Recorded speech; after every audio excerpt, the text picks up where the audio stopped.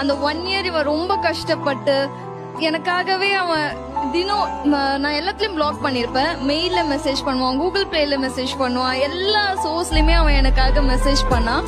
எல்லாத்தையும் இக்னோர் பண்ணேன். பட் எனக்குன்னு ஒரு கஷ்டம் வரும்போது எதையும் பார்க்காம எனக்காக நின்னவன் சார். அவ என்னவன் அப்படின்றதுல நான் ரொம்ப சந்தோஷமா சொல்லிக்கிறேன்.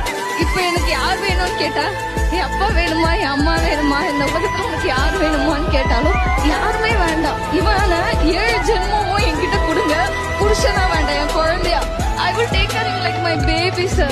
I love you so much and I'm sorry for everything, Patu.